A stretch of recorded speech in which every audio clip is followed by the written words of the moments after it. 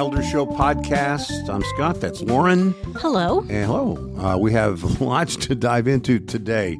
WilderShow.com is the website. Podcast at WilderShow.com is how you can contact us. The podcasts drop Tuesdays and Fridays at 6 a.m. Central Time.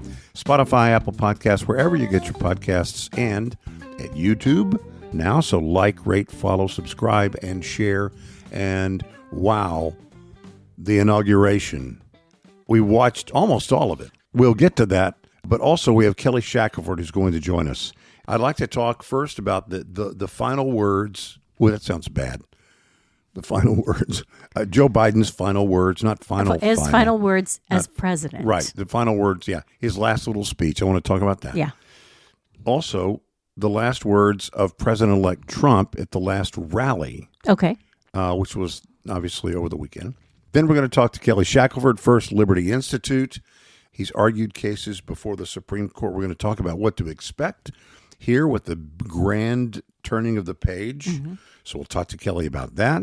Then we'll get into some of our thoughts about the inauguration. And as always, we can take your thoughts if you have thoughts about that or what you're looking forward to in these next 4 years or what your expectations are in these next 4 years. You could drop that as an audio. Oh, that's a good idea. Yeah, just go to wildershow.com and leave us a voicemail, whatever it is you'd like to say. Okay, so let's go back to Donald Trump's last address. It was very much, did you watch it at all? I didn't. The other night? I didn't. I saw the whole thing. It was very much like a campaign style again. And in thinking about it, I thought, I wish he would just we won already. His side won. Let's just move on. Why are we still talking? But wait. Then I thought about this. You know, when you've watched a TV series and, like, let's say you finished season 1. Right. And then a year and a half later, they bring in Sopranos season 2. And the first thing they do is sort of recap. Yeah. Everything from season 1. A little montage. To bring you up to speed before they send you off to the next thing. In that way, it made sense to me that he would do that. Okay. But I do look forward in the future to just sort of moving on. You know, there was a lot of stuff in that very first term that felt like it was very much backward looking. Looking back to crowd size, looking back to emails and Hillary. It's like, dude, we won. Let's move on. Let's go get some stuff done. Do something good with the time we have instead of looking at, We have no time to waste looking back, especially now. We have the first 18 months. Kelly Shackelford will talk about that. How important is the first 18 months to 2 years for Donald Trump? Very important, I think. We'll talk to Kelly Shackelford with First Liberty Institute about that in a couple of minutes. So I thought it was a good rally. It was long, of course. It was great. He had Elon Musk there and Elon Musk's kid named X. Oh, really? Yeah, I didn't even see Elon Musk's Elon Musk's names is X. Kid. And he was there with Elon Musk, and he all the shout outs to all the people, and I thought it was nice. I thought it was a nice thing that was going on. So that was the final thing that Trump had to say before the inauguration. Now to Joe Biden. Joe Biden went to a church in South Carolina. And I would say bless his heart, but that almost seems just so insulting. It's a little dismissive, kind of. But really, it was tough to watch him. He went to South Carolina because had it not been for South Carolina, I mean, he wouldn't have become the nominee. I mean, it was Clyburn that endorsed him. And had that not happened, he wouldn't have been the nominee. And so he owes a lot to South Carolina. He owes a lot to African-American community, black community. And he had time at this church. And so it's a church he had been to before. It's a black church. That always seems weird to say it's a black church. It just seems weird to me. I don't know why. I don't mean it in a bad way or a good way. It's the way you identify it. And in fact, that's the way that Joe Biden identified it. He said, whenever I'm in a black church, and I even cringed when I heard him say that. Yeah. Whenever I'm in a black church, I'm always reminded about hope. And then people clapped. And then he said, no, it's no joke. He did that. No joke. It's like, no, that'd be a terrible joke. Yeah, it's almost That's like not a funny tick. at all. Yeah. It's not funny at all. No, I'm not kidding. My dad lost his job. No joke. Yeah, it's not funny if your dad loses his job. Anyway, so Joe Biden went through all of this, and it was fine. But I got to tell you, man, it was tough to watch. And then I watched the commentary after that, the commentary about Joe Biden at the black church. And it was, I don't know how this guy, I mean, even on his side, I don't know how this guy thought he was going to be president for 4 more years. There's no way. Mm-hmm. It's a new day. I'm a little nervous about the golden age, the whole golden era talk. I mean, I like when you do that after you've been through the golden era. Yeah. You know, the roaring 20s. We didn't call that, like in 1921, they didn't say, you know what, about to start? The roaring 20s. The roaring 20s, right. It was when we looked back on it and we saw what happened. We'll talk a little bit about our thoughts on the inauguration in a couple of minutes, but Kelly Shackelford is our very dear friend for many, many, many years. Kelly Shackelford, I mentioned this in our previous podcast. We had some case that was before the Supreme Court that was of interest to us when we were doing the radio show many moons ago and looking for the smartest person we could find. I mean, honestly, the smartest person we could find. We wanted somebody who had argued cases before the Supreme Court, someone who had won cases before the Supreme Court, someone who agreed with us on the things that are most important to us, someone who is a defender of religious liberty. And it was like Kelly Shackelford. Did you say smarter than us too? That's sort of that's a given, but yes, and absolutely smarter than us, even combined. Smarter than we, smarter than us, smarter than. See, we can't even do that. I'm proving my point. But we had Kelly Shackelford on, and we had him on all the time. And so I want to talk to Kelly here in a couple of minutes, and really the topic is, what is it we expect to see in these 4 years? And I know that Kelly has some cases that are pretty important that he wants to share with us too. So with that, Kelly, what a pleasure. It is so good to be back together with you. Amen. Let's dive right in. Probably we begin as the Trump administration begins, where the court is, Supreme Court, I mean, or anything else you'd like to say about the courts, where the court is or where the courts are as we begin 2025. Well, I'll go back a little bit, give you a little background that most people don't know.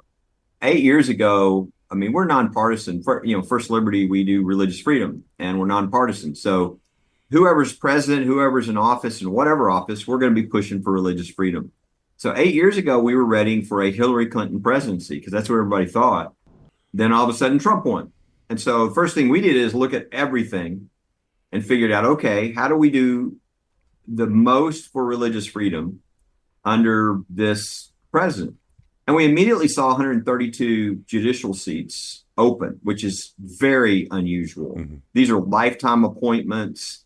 And we thought, one case is big, but 100 cases is bigger, and thousands of cases is bigger. And one judge is hundreds of thousands of cases. And we're talking about hundreds of judges. Mm-hmm. And so we thought, this is the most important. I mean, if we can affect the judges and make sure we have judges who will protect the Constitution and religious liberty, that's a long-term impact. And so we thought, there's lots of people vetting, I'm sure, but we're going to vet, we're going to study, we're going to make sure that all the best information is available on who the best choices are to protect the Constitution.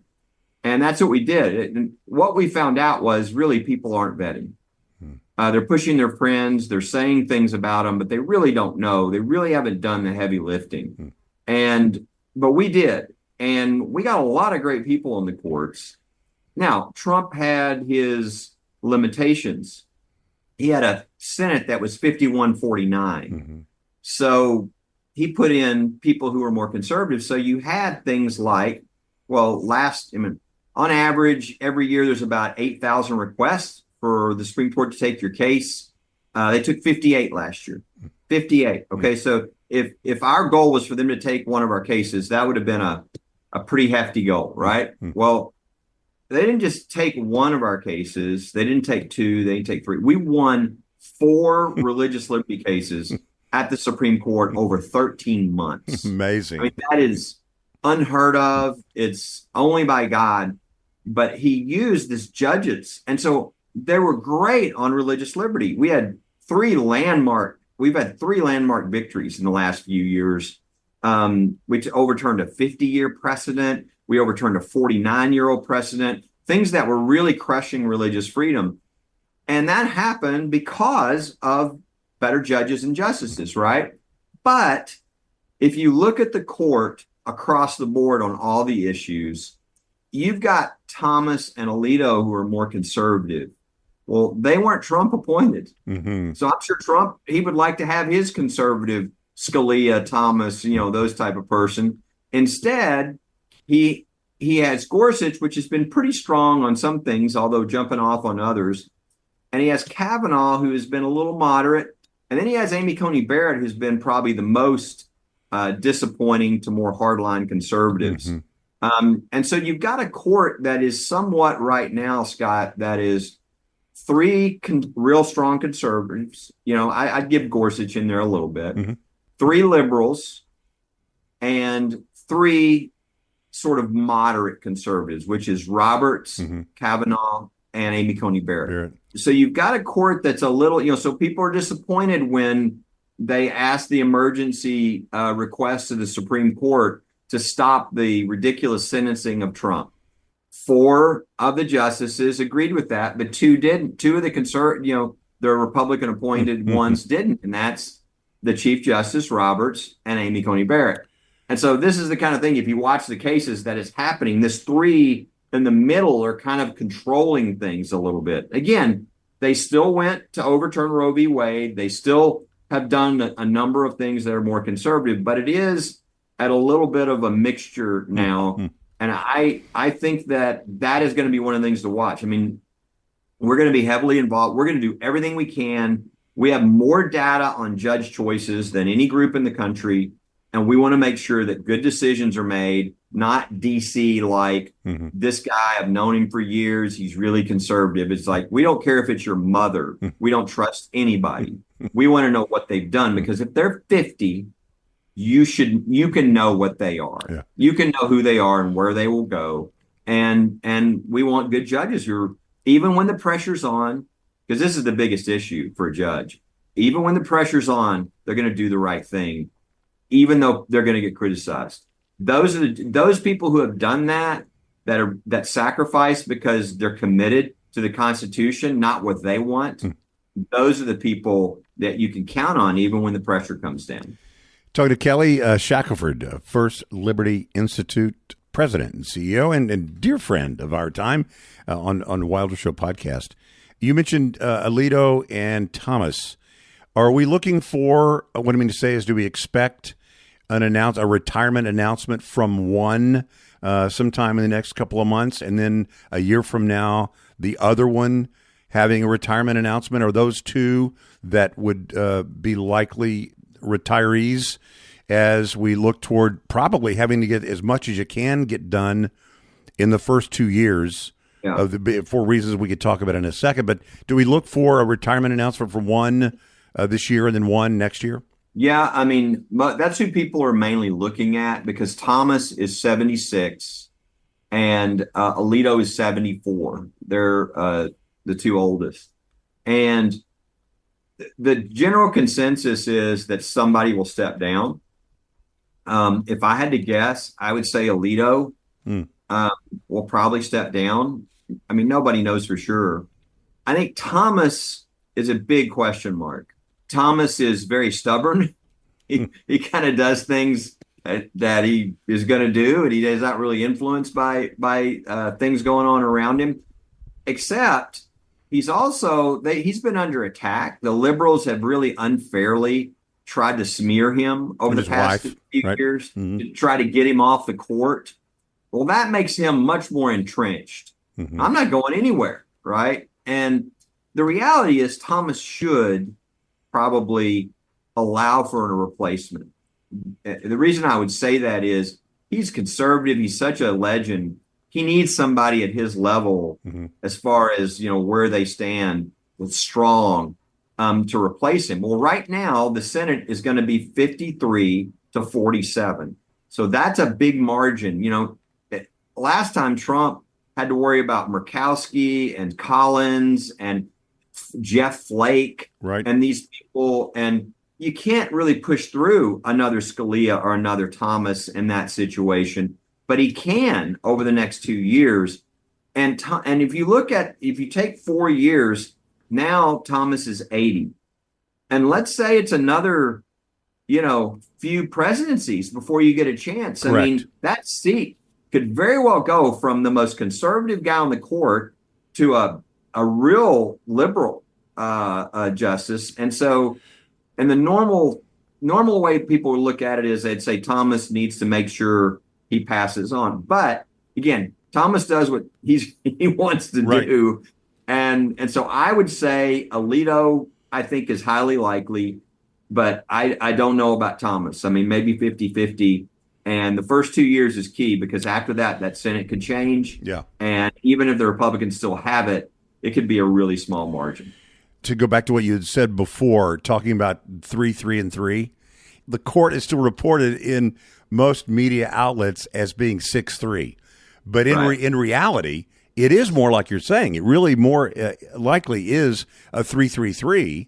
And so you have Thomas, I beg your pardon, Roberts going that way, and really Amy Coney Barrett also joining that middle three. What are the cases before the court that we ought to think about as we're looking at the beginning of this administration? There's not the level of, I mean, they've got the ones they've already argued, the TikTok, right, and the ones that people are a little bit aware of, but there aren't any really big ones coming yet. There's still plenty of time. I think we've got 3 cases at the Supreme Court right now that we're waiting to see if they take. We're going to have 2 more on the way, so we'll have 5. We can talk real quickly about a couple of those. But I'd say the ones that in the Christian sphere they'd be more focused on. There's a Medicaid case that involves sort of states and abortion, the abortion kind will be coming up in the spring.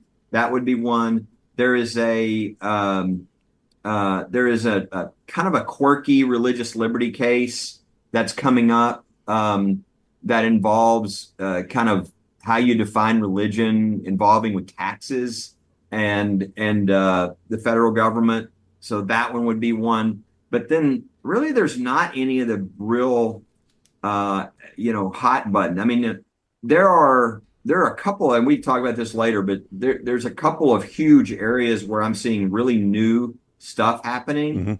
Mm-hmm. And one of those, for instance, is parental rights. We're having this real battle over who the authority over your children are in the public schools. And, that would be the kind of case that I would say, now that's a big case. Sure. And I think it's going to get there. But I think it's going to take a little while. We've got one on the way that could kind of come at that through the back door. So I'll go ahead and hit that one, which is, we've got a case that this is an example, but they're telling all over the country, we've got school districts saying, don't tell the parents. The parents don't have a right to know. We've got a case with with 5th graders who were ordered by the school as part of their assignment to read a book to kindergartners, asking the kindergartners to question their gender. And we had 2 of these young boys, 5th graders, 11-year-olds, who said, I just don't feel comfortable with this as a Christian. And they went home to their parents. Their parents go to the school and say, look, number one, we should be informed about this. But number 2, we need a religious exemption or something. Our son can't do this. This violates their faith. They said, no, we're not giving exemptions. So, and then we look at the materials specifically tell the parents, the teachers, do not tell the parents. Unbelievable. It's part of the whole thing. Well, that's going on around the country, and it's going to have to be addressed. Now, I think this court that we have now will say, no, this violates fundamental. The parents are the ones who direct the upbringing and education of the children, not the government. Our children are not children of the state. And you can't use compulsory attendance to force kids into a public government school and then say the parents aren't the authority over their children. So I think we're going to win that eventually. But right now it's going on. And we've got a case right now that just hit the Supreme Court. We're kind of going after it because they might not want the hot button type case like the first one I mentioned. So this one, it involves kids with disabilities and their ability to sue their school district under federal law. And it's specifically, instead of allowing parents to make those decisions and even parents to bring the case pro se, instead they say you have to get a lawyer and the government has to approve and you have to get a lawyer. And we're like, no, they're not the authority over my child. And what's harm has occurred to my child, the parent is. And just like the parent can go into court on their own and represent themselves, that their children are minors. They have a right to go in. So it's a back way to kind of have the court address this parental rights issue in schools. And so we're hopeful, but I think eventually they're going to get one of those, but there's just not any really big, I would have told you at the beginning of last term that this Loper case, this case about Chevron deference and bureaucracy power is a sleeper that nobody's seeing and it's going to be huge. And it was. There's just not anything like that you see right now. Kelly Shackelford joining us, First Liberty Institute president and CEO and dear friend. Man, Kelly, there's so much we could go on and on and on. I could go on, and I know we have limited time. Any final thoughts as we get ready? The inauguration was yesterday, and so this is a brand new day. And any thoughts as we look toward the next certainly 2 years, as we talked about? Very important to get a lot of this done that needs to be done. That's important to us in the first 2 years. But any thoughts as we get ready to dive into the first 2 years? It's huge. What's happened? We've never seen anything like what is happening right now. I'll do it on the big general, and then also talk about religious liberty real quick. On the general, DC always grows. The swamp kind of always grows. We've never had a president and an administration coming in that their literal purpose that the people sent them for was to start peeling back the power of DC. And there is going to be entrenched resistance, like crazy. And so we're going to watch a huge battle. I'm sure there's a massive spiritual battle we're not seeing in the middle of this as well. I encourage people to really pray because I think there's a lot of good things being attempted and nobody's sure how far of success people are going to get. But it's the best chance we've ever seen to sort of start to really pull back the government and have the people have control of their government again. So I'd say that's big picture, something to watch. And obviously the judges is really important to us. We're going to be working heavily on that. But I'll tell you this, on the religious freedom arena, which is where we live, I got a couple of documents here. I'll give you this as an example.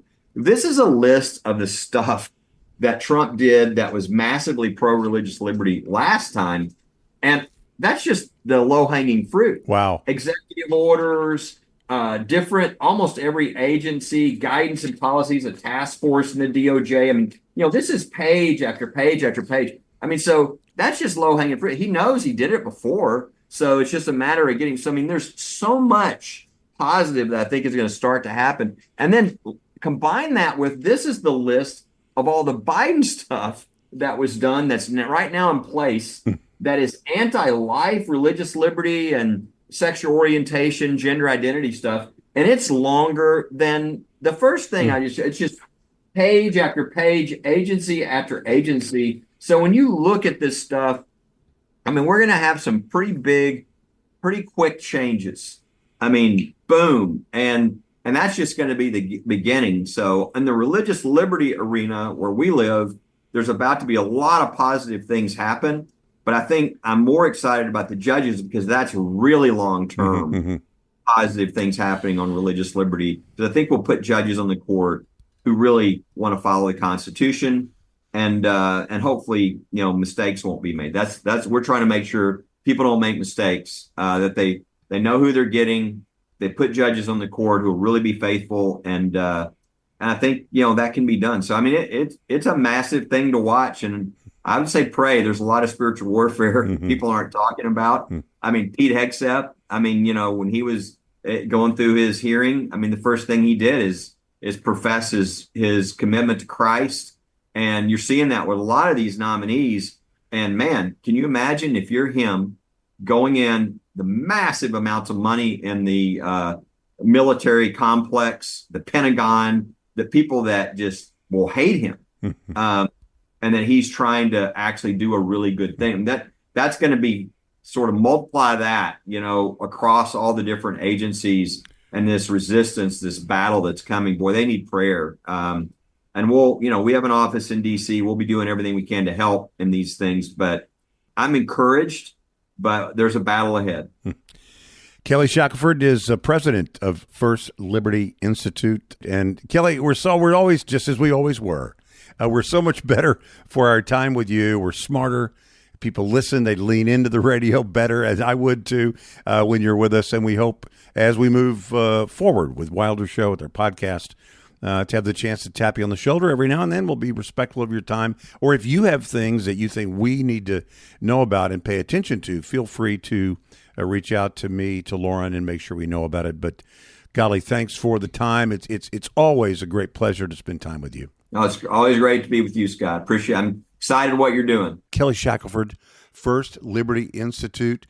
And I'm an insider. Lauren is an insider. You get their newsletter, become an insider, know the things that are going on, the cases that are before the Supreme Court, or the ones that are involving religious liberty, and all the things that First Liberty is keeping an eye on. They are in the crow's nest on these things. And if you want to be smart, who doesn't want to be smart? Who doesn't want to be smart about these kinds of things or anything? Go to firstliberty.org, become an insider, find out more. Thank you, Kelly Shackelford. The inauguration, I'll let you lead the way. Well, I was thinking about, what some of my high points were. What were some of the things that I enjoyed the most? And I got to say, Pastor Lorenzo Sewell, I will not be the only one who tells you this. I will not be the only one whose high point was Pastor Lorenzo Sewell delivering his. There were three. It was like a 3-part benediction. I thought he was fantastic. Loved it. I also loved. I got a little bit of a kick out of the president leaning down to give his wife a kiss, and it had to be an air kiss because he couldn't reach her because of the brim of her very fashionable hat. She is a great looking woman. She has a fashion sense that I will never be able to dream of. I don't know anything about that, but her outfit gave me a little bit of an Elphaba in Wicked vibe. Just a little bit. Yeah, a little bit. I thought as she was walking down, it almost looked funeral-esque. A little bit, maybe, yeah. But I thought, look, she is, I don't know if we've had a more stunning, I mean, I was alive when Jackie Kennedy was the first lady. Yeah. But honestly, I think Melania Trump is she probably sets the standard, I think, for this. And she's been through the ringer on all this stuff, and she still, I think, comes off as, I don't know, with class, and dignity, and just, I can't imagine all that she's had to deal with. I mean, frankly, with him and with everything else that she's had to deal with. So, but yeah, the air kiss was pretty funny. The air kiss was cute. It did not look like they had rehearsed because he had no idea that he wasn't going to be able to reach her for the brim well, they hadn't of seen her each hat. other in weeks. Well, I'm that's kidding. true. That's true. It was sort of, she's not going to live full time in the White House. Yeah. And some people are really critical of that. I'm not critical of that at all. Whatever works for them is fine with me. And I would have said the same thing when it was Bill and Hillary Clinton. I mean, that's whatever. I mean, whatever works. Can we go back for a second? Because we had mentioned several times about Michelle Obama and not being there and not being there and not being there.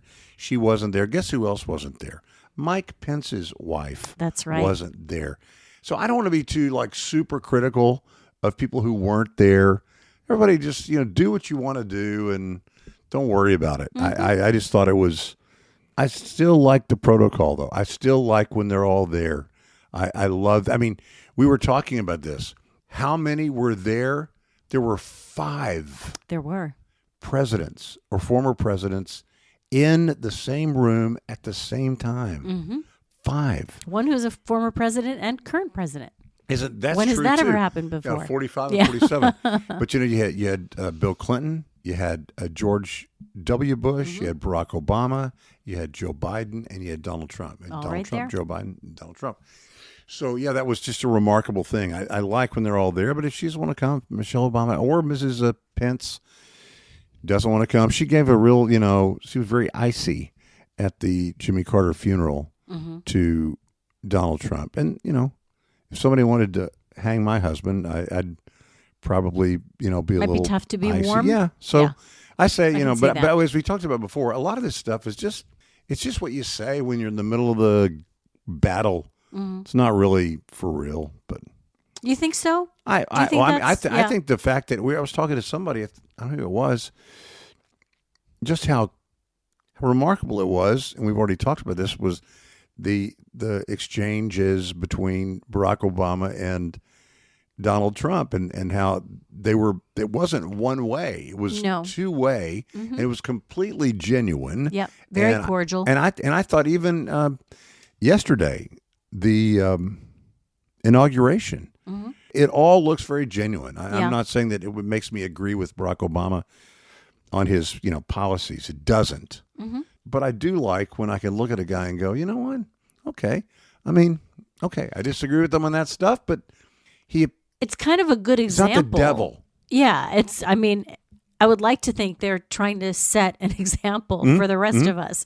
They can have very different ideas on very important things and still sit next to each other and maybe even, share a laugh, be cordial with each other, disagree without being disagreeable. Just be normal with each other. Be a normal just person. Be a human person. And I like that. Yeah. Oh, the other thing I love, Carrie Underwood. Oh, Carrie yeah. Underwood was fantastic. She was great. Yeah.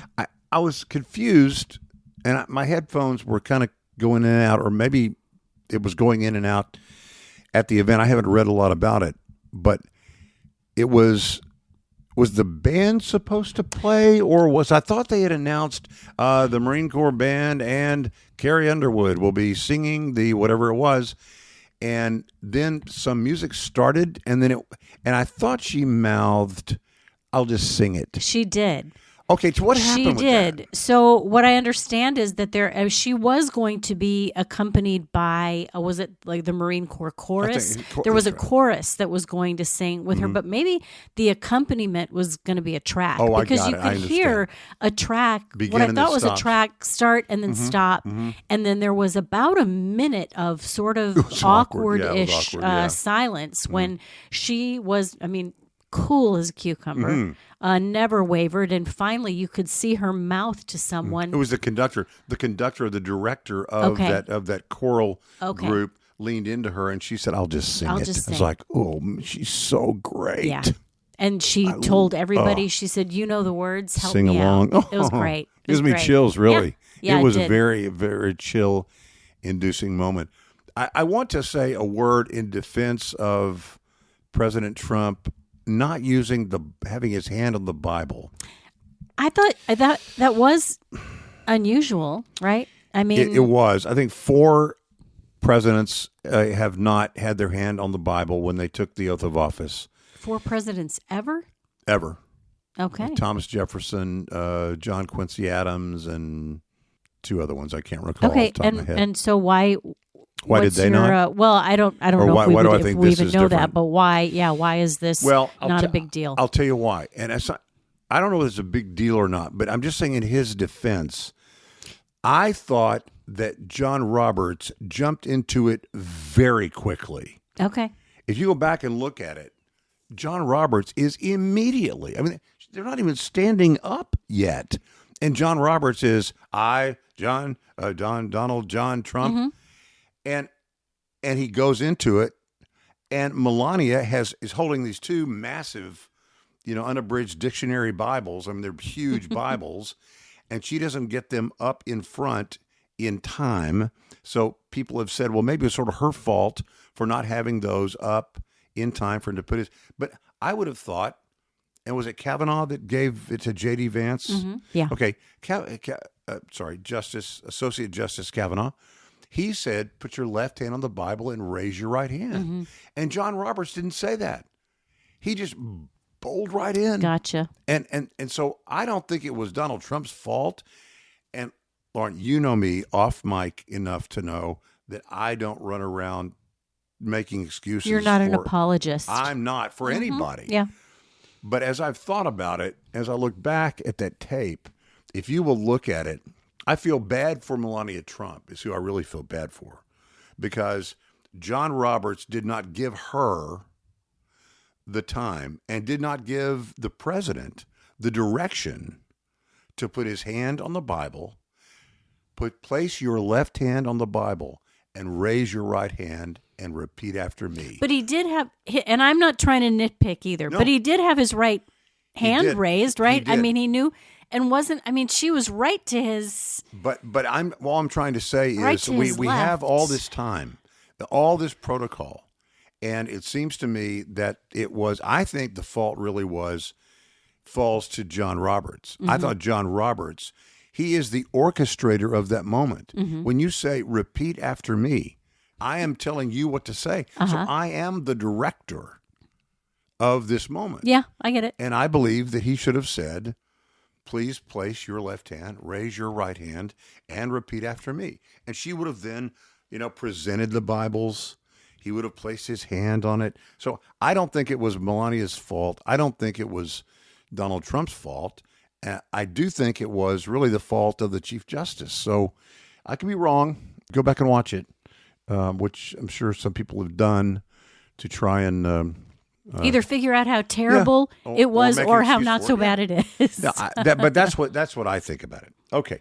Scattershoot is coming up. Remember, wildershow.com is the website. And if you have thoughts about the inauguration, or if you have thoughts and hopes and dreams and expectations for the next 4 years and you want to let us know, we'd love to share those on the radio.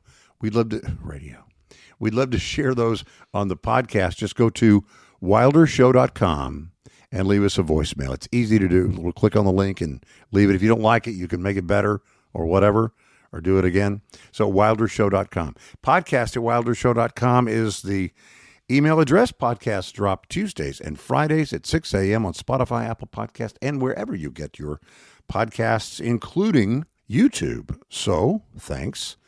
Like, rate, follow, subscribe, and share. Tell a friend.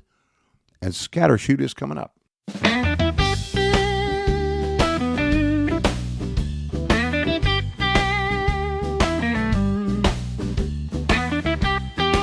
Scattershoot, Wilder Show, Scattershoot, purple section. Lauren, the Today section of the newspaper, the sort of Sunday night church. I mean, it's a whole different thing from news and comment and things like we did in the first, things like we do in the first segment. So Scattershoot, and something special here in a few minutes. But I used to say, Entertainment Weekly, was that the magazine? I got that magazine for a while. It was. And I used to think it was kind of like Time magazine for people who liked the purple section. It made me feel like I got really smart about all of those things, got really in depth on all of those things. I might not have known like the really important things, but I knew all of that. We've our podcast is not very old, right? It's just several weeks old. We've already talked about Caitlin Clark. I think she's already come up. Caitlin Clark, before, the basketball player. She has changed.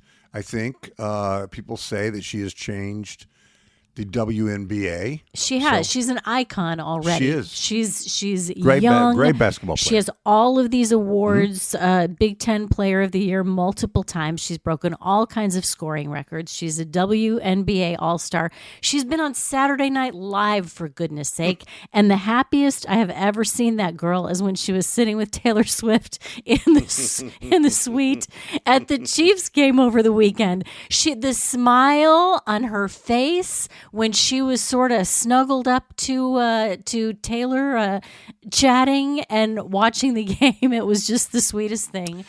I had seen in a long time. Made me love her even just a little bit more. Hey, can we talk about David Lynch? David Lynch has died. Oh my goodness, yes. David Lynch, what a bizarre, wonderful, I guess wonderful. I know he's a wonderful person, but a great director. Artist. I think I've seen an artist for sure. I think I've seen, and I'm not saying everybody should run out and see them because some of them are quite odd. But I think I've seen all but one of his movies. Oh, that's more than I've seen. And the first one I ever saw, you know, a really weird story about David Lynch.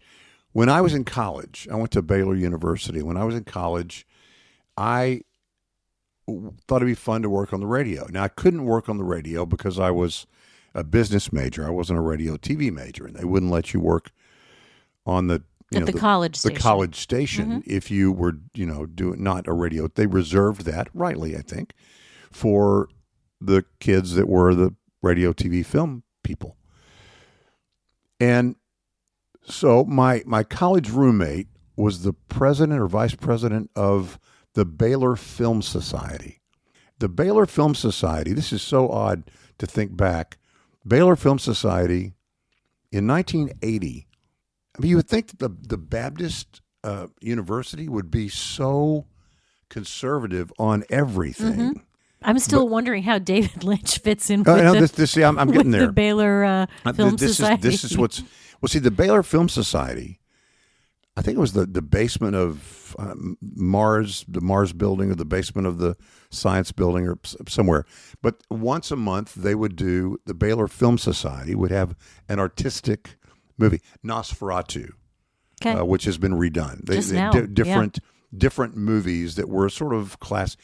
And one of them, as I recall, was Eraserhead, which is such a weird movie. David Lynch movie. And as I recall, and I could be wrong, but as I recall, that's how I was introduced. They even had the Clockwork Orange, which is a really odd movie to have played for free to the Baylor Film Society. Anyway, but all that, I'm tying this on, I'm weaving, as Donald Trump would say.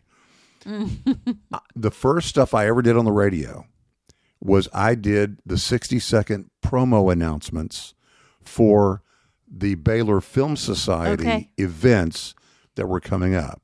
Coming up this Friday, Nosferatu, the story of whatever it was.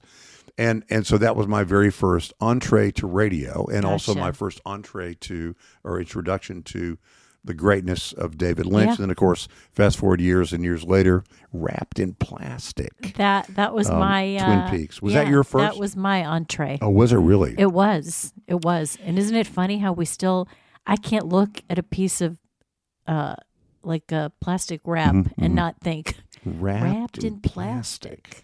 And that was his buddy. That was his buddy from forever. That one guy, Lang, or what his name was, that actor was in every one of I didn't know that. Oh, yeah. Every one of David Lynch's movies. The guy who said wrapped in she's plastic. Dead. Yep. She's dead. Wrapped in plastic. Wow. That guy is in every one of, he's a friend. And and Laura Dern was in so many. She was in a bunch of his. So anyway, Kyle David MacLachlan. Lynch, again, some of those things are, I don't want to drive everybody to all those. And, hey, Wilder's, no. It's up to you. It's up to you what you watch. That's your business. But great artist, don't you think? I mean, just a fantastic artist. David Lynch has died. While we're talking about the arts, Conan O'Brien will receive the Mark Twain Prize for comedy. Did you see that? It was a couple of days ago. I was really kind of disappointed. I count on my phone to tell me all of the important news, and this had happened like 4 days ago, and I had not even seen it. This is going to happen in March. He will be awarded the prize for comedy in March, and then it'll be on Netflix at a later date, so we can all see it. He said, "I'm honored to be the first winner of the Mark Twain Prize, recognized not for humor, but for my work as a riverboat pilot," which is exactly what you. expect him to say. Yeah. I really didn't know very much about the history of the Mark Twain Prize for Comedy. I know I've seen some of the specials where you get to see, how it was awarded and who was there to honor the winner. 1998 was the first time it was presented. 1998. So we've had whatever that is, 20, 26, 20, 25, 27. That sounds different about ones. Right. Okay. Can you name? Could you name 3 of them? I bet you can. Steve Martin. Steve Martin. Steve Martin got it in 2005. I would say Jerry Seinfeld. Jerry Seinfeld, I think, is on the list. I'm scrolling. Maybe he not. has to be on the list, Maybe right? Not. I don't know. Because, there is somebody else that I think you will, if is not. Chappelle on there? Dave Chappelle is on here. I thought I remember that he got that, which was sort of weird. Dave Chappelle got it in 2019. And here's the really weird part about not seeing Jerry Seinfeld on here. Julia Louis-Dreyfus got it in 2018. It has been taken. So you named. Did 2. You get 3? I just named 2. It has been taken away from one person. It was bestowed on someone and then taken away. You know who that is? Let me think. Will Smith is not funny, so it wouldn't have been Will Smith. Oh, my goodness. It's kind of mean. It wouldn't be. It wasn't Will right, Smith. Will Smith. No, but that's kind of a good guess. Let me think. Not Will Smith, though. Let's see. Boy, I don't know. Bill Cosby. Oh, makes sense. Bill Cosby got it in 2009, and the award was rescinded in 2018 due to his sexual assault conviction. Good. All right. Now Jay Leno got it before Leno, Conan sure, O'Brien, yeah. which kind of bums me out. If he was going to get it, I wish he'd get it after. But no such luck. Okay, very special thing coming up in just a couple of minutes. But remember, website is wildershow.com.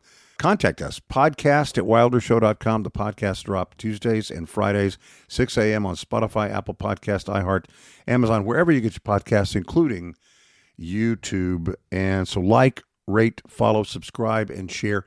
If you have thoughts about what you want to see from President Trump or in this administration as we begin these 4 years, go to wildershow.com.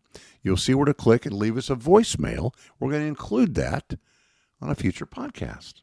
Something very special as we wrap it up, and we'll see you again next time. You know the words, help me out here.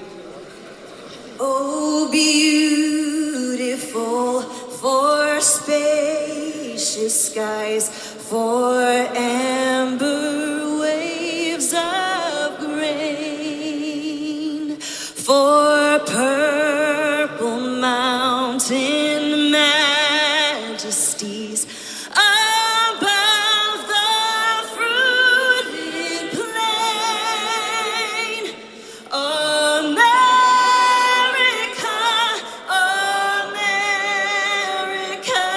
God shed his grace on thee.